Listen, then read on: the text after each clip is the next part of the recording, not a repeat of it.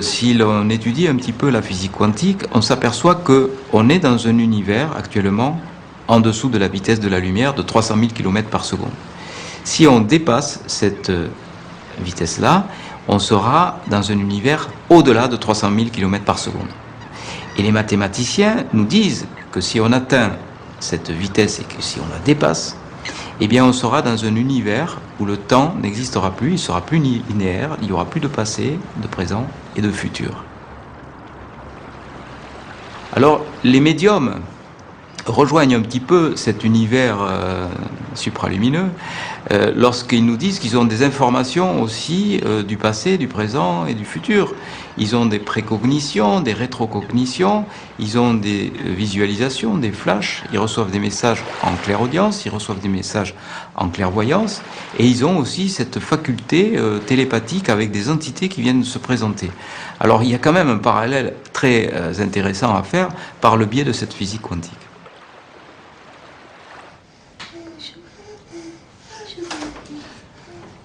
Bon, depuis le début, Émilie n'avait pas beaucoup de chance de vivre. Elle avait 30% de chance. Et c'est vrai que à tout moment, on peut la perdre. Et je me dis que Céline, ce qu'elle fait, c'est magnifique.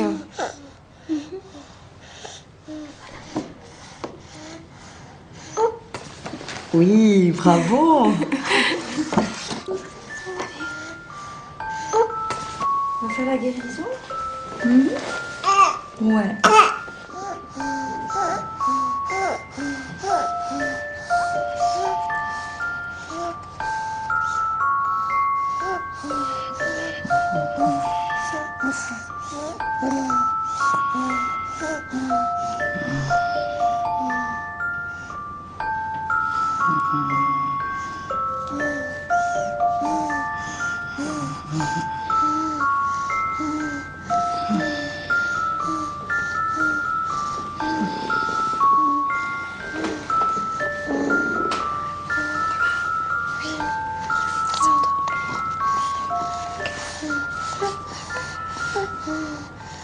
Je dirais que la guérison, c'est comme toutes les choses, il y a des limites à tout.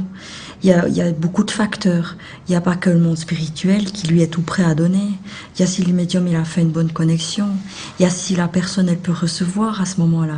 Moi, je crois que vraiment tous ces facteurs rentrent en ligne de compte. Mais au niveau guérisseur, au niveau médiumnité, si vous voulez, moi je suis convaincue de là où ils vont. Et je suis convaincue que pour eux c'était peut-être l'heure de partir ou que... Et je remets pas en question ce qu'une personne elle est venue faire ici, puis quand est-ce que c'est son heure de partir. Moi, encore une fois, je suis pas Dieu. Et puis pour moi, ça c'est que Dieu qui sait pourquoi c'est cette heure-là et pas celle-là. Moi, j'ai vu des parents complètement détruits, qui étaient prêts à se suicider après la perte d'un enfant et qui ont retrouvé un équilibre psychique grâce à un contact reçu par l'intermédiaire d'un médium qui avait donné un signe de reconnaissance de leur cher disparu passé de l'autre côté. Donc ça, c'est pour un médecin, c'est formidable. C'est une sorte de médecine douce. Et ça, je crois que les médiums ont un rôle important, un rôle social à jouer dans cette acceptation.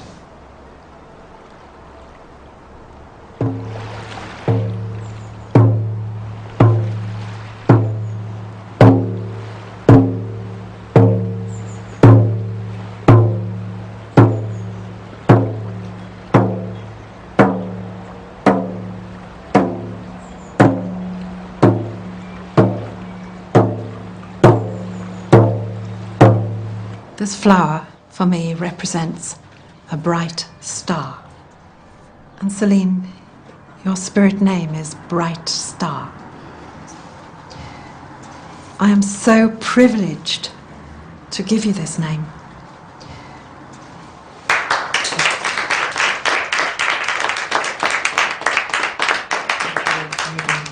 Do you want to give Mummy a kiss?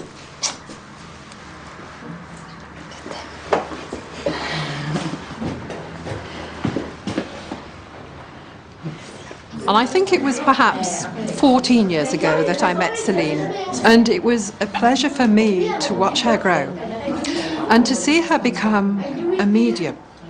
That's why this ceremony is very significant, because she will go on and teach others, educate others, not only about life after death, which we believe in so very much, but the importance of life before death.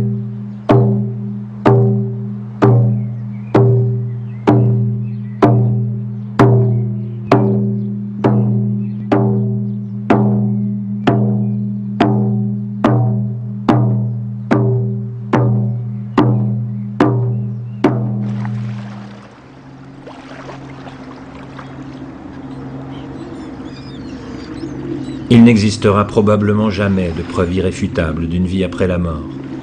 Et l'influence du psychisme dans le processus de guérison ne permet pas de tirer de conclusion.